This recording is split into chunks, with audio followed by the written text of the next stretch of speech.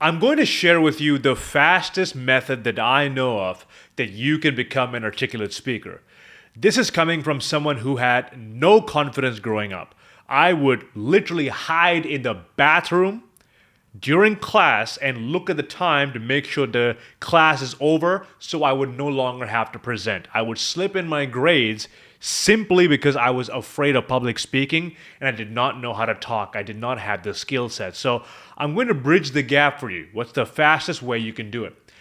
Now, there are two main components that I feel everybody needs. The first one we're going to talk about is the external component. The external component meaning you need to acquire something in order to be a more articulate, a more confident speaker.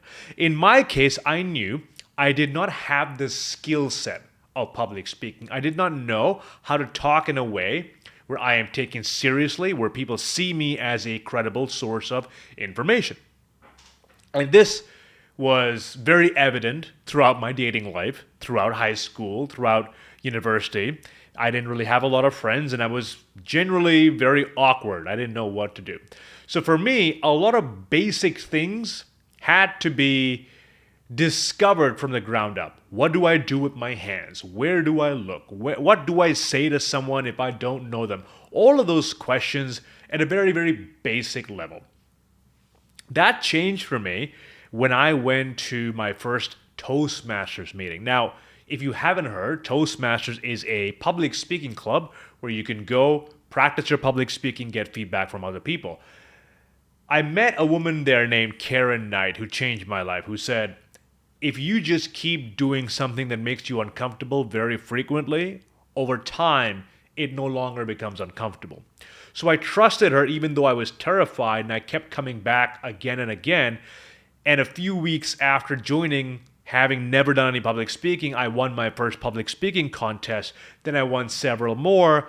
I ended up doing about 30 workshops on public speaking in my university. I became a TEDx speaker, and now this is what I do for a living. So all of that started from me taking my first step in Toastmasters. But what I learned from that was you do need this skill set to become better. You need to know how to speak. You need to know how to pause, what words to use, how to use your hands, how to move around on the stage. However, one big challenge I had, and I realized this with a lot of the other members, some people had been in the club for about 15, 20 years. But I would hear them talk, and they didn't sound like they had been there for 15, 20 years. I was wondering, what's up with that? Turns out, they practice their speaking, they get feedback, and they come back, and they make the same mistakes again. The problem was a lack of structure. Not knowing what to work on first, what to work on second, what to work on third. So when you go and you get feedback, improve your eye contact, improve this, improve that, okay, but in what order? How long should I focus on these things? So when we have 10 different things to improve, we improve none of them because we're so confused. We're trying to chase all these different rabbits. Because you don't have focus, you simply can't make progress fast enough.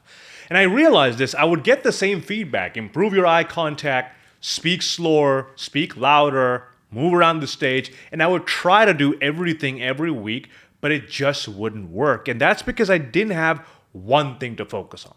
I was trying to fix way too many things at the same time. So what I decided to do was, for the next 2 weeks, pick one single thing to get better at. I picked my speed because naturally I talk really, really fast. I decided my only goal when I do a speech, when I talk, when I make a video, just to slow down. I would speak, I would watch myself, I would ignore everything and ask, am I slowing down? Yes or no? If the answer is no or not to the degree that I want, I would increase my effort the next time. Now my sole focus is on just eradicating that one challenge. Do you want to know what happened? I made progress significantly faster. Why? I simply had more focus and more effort on one area of speech. But then, when I decided to make a jump from that to something else, like eye contact, a lot of those errors started coming back. And I realized you have to do enough practice where it becomes second nature to you, and then you move on. So for example, if you ever try to do martial arts or you've ever tried a dance class and you're learning a sequence of rhythms or moves, you're going to learn one and then two and then three. One you know really well, and two is a little wonky, three you don't know at all, and then you do it enough times where one and two become very comfortable, and now you can do the entire move eventually. That's a lot like how public speaking and speaking skills work. You have to carry over this skill set, but doing enough repetition is what embeds it permanently. So a lot of people start seeing minor progress, and they immediately move on to the next thing. Don't do that. When you're starting to see progress, keep doing it again and again and again, even though it might be boring. Keep practicing that same thing, pausing as much as you can, slowing down, emphasizing. When you're no longer thinking about it and you're watching the video and you realize, remember when I had a problem with speaking too fast or not pausing or filler words? I don't have that anymore. When you stop thinking about it, that's when you know it's become second nature. So as you work on skills over time, through repetition and awareness, watching yourself back, asking others for feedback, you start developing these key areas of your speech. And people start to notice, you start to notice, that's how you develop this skill set of public speaking. Now you can contextualize this, you can learn how to interview, you can learn how to be on stage, you can learn how to deliver virtual presentations, but the skill set, the foundation will be the same. And you can just apply it to different areas and practice more there. Now, the second part that I want to talk about. This is something I learned very, very late in my career, in my life, but it's arguably more important than the skill set side of things. Here's what I mean. So we've talked about the external component, which is the skill set you need to acquire, having something that you didn't already have to speak more confidently. However, for a lot of people, including myself, I didn't even know this, we already have the skill of speaking and communicating. We already know how to talk. Given the right subject, given the right audience, given the right situation, we know how to talk, and we can talk very confidently. Have you ever seen a 12-year-old playing PlayStation and just going at it with his friends? No lack of confidence whatsoever. But then you put that kid in front of his teacher, in front of their parents, in front of a figure of authority, all of a sudden, all of that confidence goes away. So here, it is not a lack of skill set that is the problem. It is an issue of blockage, meaning you have the skill set, but there is something hovering over you that is preventing you from accessing your skill. For most people, it is a fear of authority, a fear of judgment, not feeling safe in an environment. So if you're doing public speaking and you feel like people will judge you or you'll get embarrassed if you don't do a good job, you don't feel safe. Or maybe you grew up with really strict parents who were criticizing every tiny little thing you did, or you would make noise as a kid and they would say, hey, stop talking. And now you train yourself not to talk. So what happens is, even though we have the skill set, what we don't have is the ability to remove the blockages. How do I access the skills when I need it? You've known someone, or you've had this happen to yourself, you know the material, you know the presentation. The moment you step on stage, you forget everything. You don't know what to say. Why does this happen? All of a sudden, all of the skill set leaves your body? No, that's not what's happening. What's happening is, in the moment, your brain is so preoccupied with things outside of what you're good at that you can no longer do what you know how to do. And I'll give you an analogy. Let's say if I asked you to walk down the street, just walk down the street, would you have any trouble walking down the street? I imagine not. Most of us can walk. But now if I asked you, this time when you walk, I want you to make sure your chin is up here, eyes are up here, shoulders back, chest out, your arms are to your sides, your right hand and your left leg are synchronized when you're walking, your left hand and your right leg are synchronized when you're walking, and it has to be 1.5 feet gap between your foot, and when you walk, make sure we don't hear the sound of your foot hitting the floor. Now walk. Is it going to be easier for you to walk or more difficult? it's going to be a lot more difficult for you because now you are consciously thinking of every individual movement in your body. When you are doing something confidently that you know how to do, you are not thinking. You are in the flow because you're operating from that part of the brain that is automatic, that already knows how to do it. So what happens is when we have the skill set, but then we don't know how to focus and we shift our attention from just allowing ourselves to operate and we shift it to what is he thinking? Oh my God, my boss is here. Oh, my parents are here. How am I going to talk? What happens is because your brain can operate the best from the automatic brain, you shifted it away from the automatic part to the conscious part. The conscious part is good for evaluation and analysis. It's not good for combining things in your body and mind to make something happen. It's not good for sports. It's not good for flow state activities.